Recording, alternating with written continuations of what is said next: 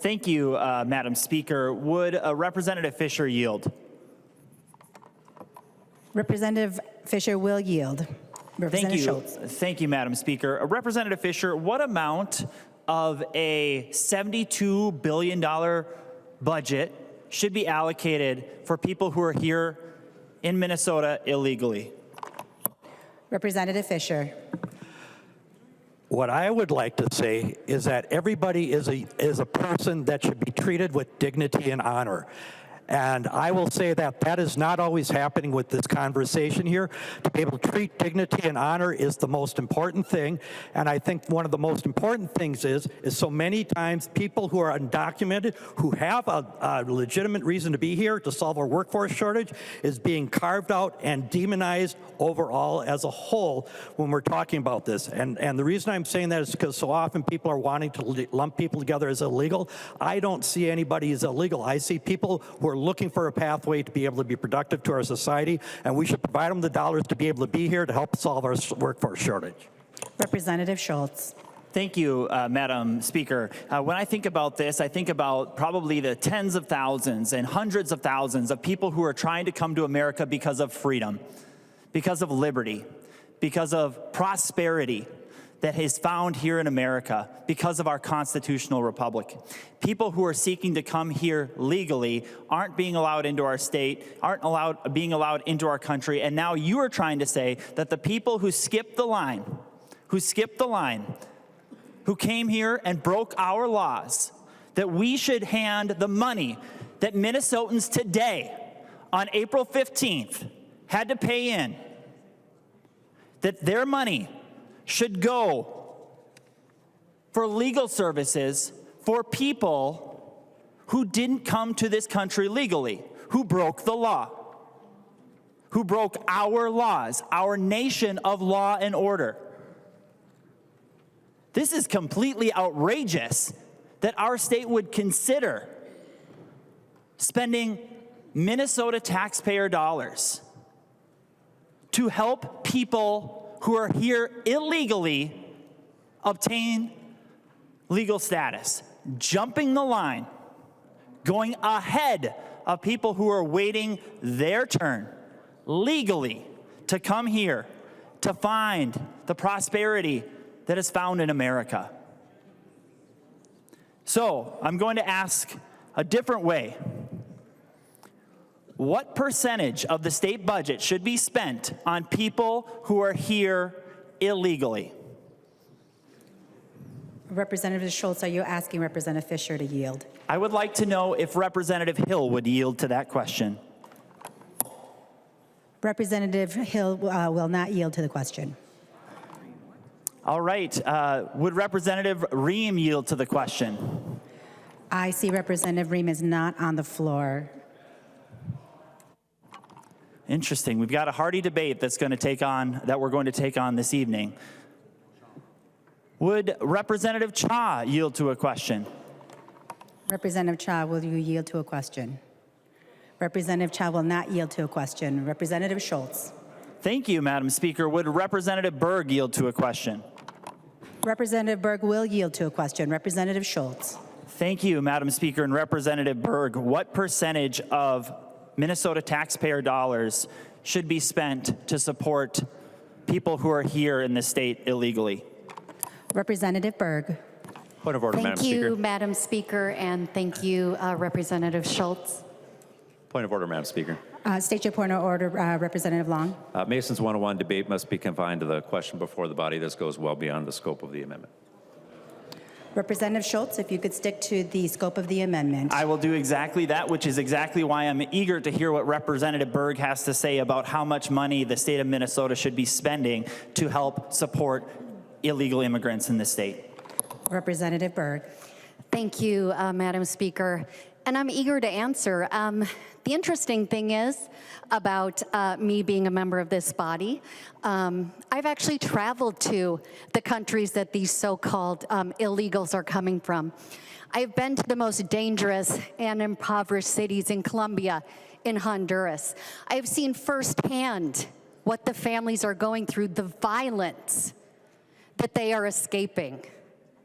I would ask Representative Schultz when it's his turn to yield if he's traveled to those countries, had a meal with those families, slept on the floor of wood shacks, been followed by bad actors, signed security waivers to be in those situations. Happily, I have spent time in community. And I also spent a lot Madam of Speaker, time point of order. with the trades. Madam and Speaker, point of order. seen the Representative jobs Nash. that are available for Madam Speaker, those point new of order. Americans. Representative Nash, what is your point of order? Madam Speaker, apparently, point of order under Mason's 101, you need to confine debate to the topic at hand.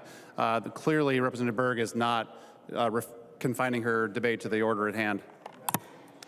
Members, just a reminder to confine your remarks to the point at hand. I think both members have strayed a little from the point of what is stated as the point of order. So, Representative Schultz. Thank you, Madam Speaker, and I'm happy to recenter us tonight. We have a DFL majority in Minnesota that wants to make Minnesota a sanctuary state, and on top of that, has spent our tax dollars in the last year to benefit people who are here in this state illegally.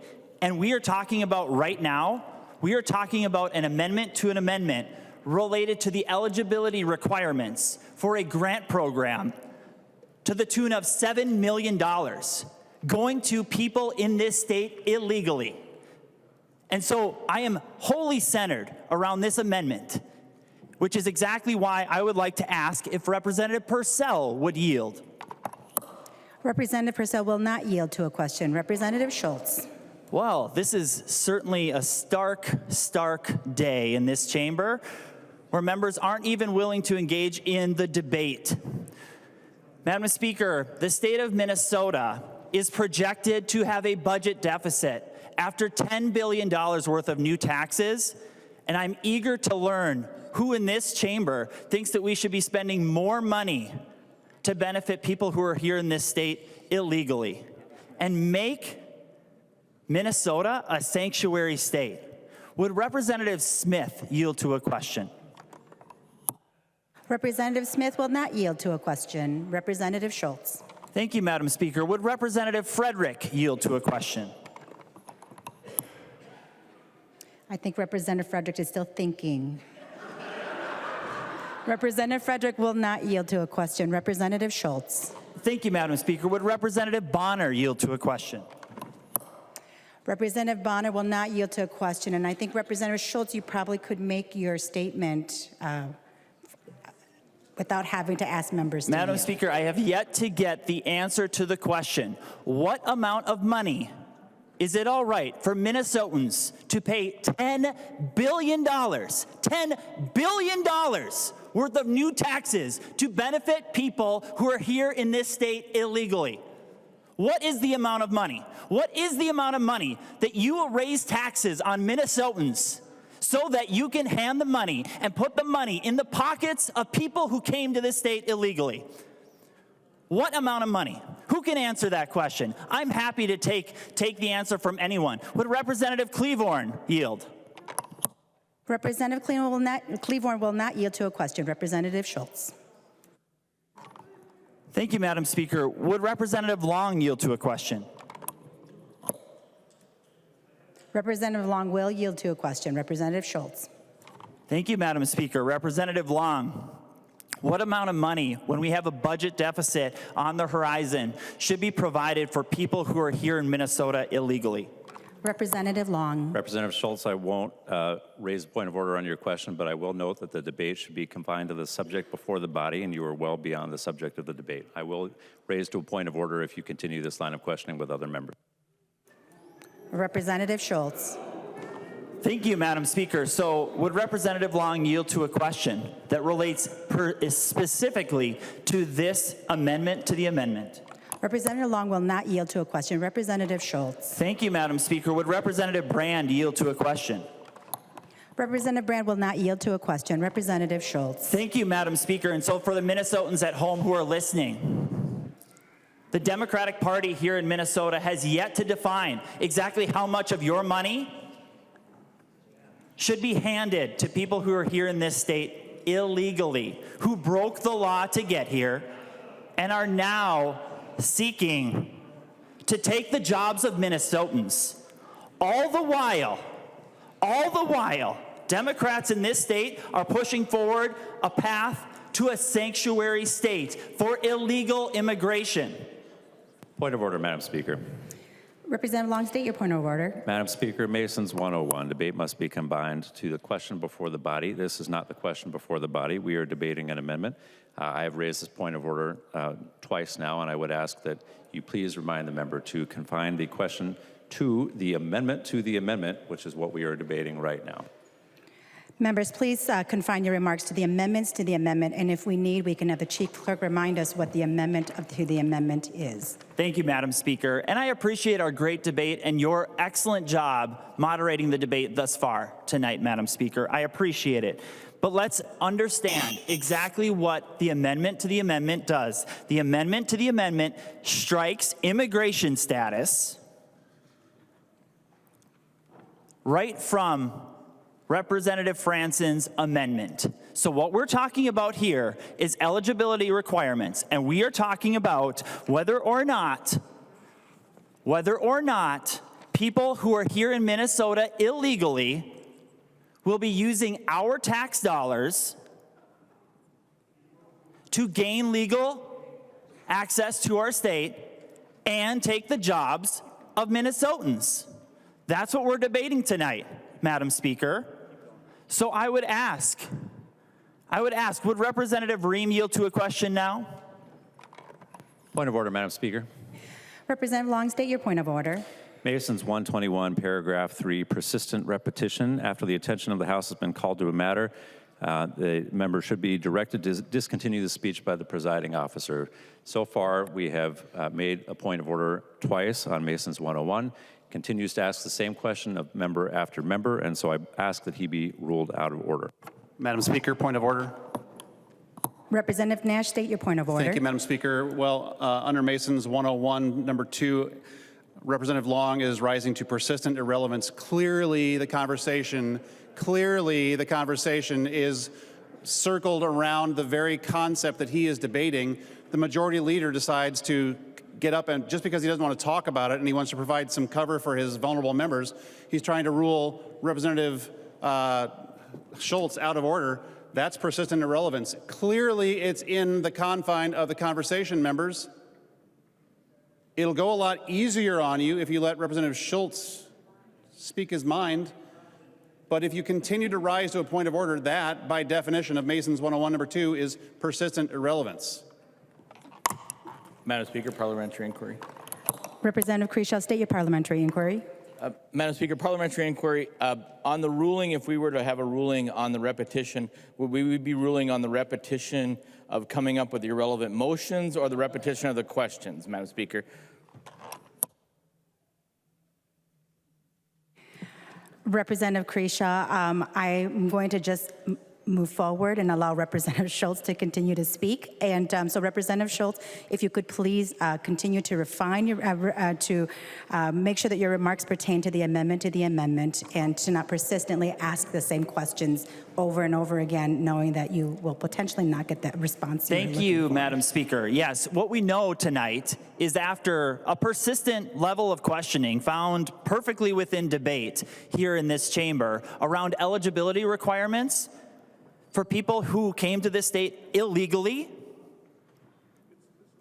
and how our state policy is currently benefiting people who came here illegally.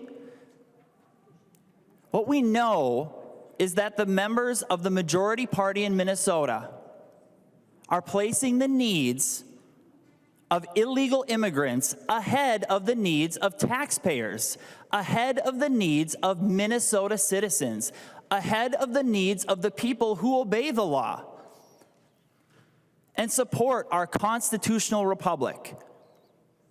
And what we have heard tonight is that the DFL majority in Minnesota fails to represent the voices of taxpayers. What we have heard tonight is that the DFL majority in Minnesota would far rather raise taxes by $10 billion to hand the money to people who came here illegally. What we have heard tonight is that there is no motion that could come before this body that would add additional eligibility requirements to ensure that new government programs that were set up this last year, that they would only be set up to support Minnesotans. Instead, the DFL majority has told us tonight that they will continue to raise your taxes. They will continue to bloat government. They will continue to add 36.5% increases in state spending, biennium over biennium, to benefit people who are here illegally. All the while, they push forward an agenda that would bring about a sanctuary state in Minnesota for illegal immigrants, taking away the dollars of tax-paying, hardworking Minnesotans. And in this particular amendment, if the underlying Franson Amendment is not adopted as written, the needs of illegal immigrants would come before the needs of Minnesota workers. And that, Madam Speaker, I cannot stand for.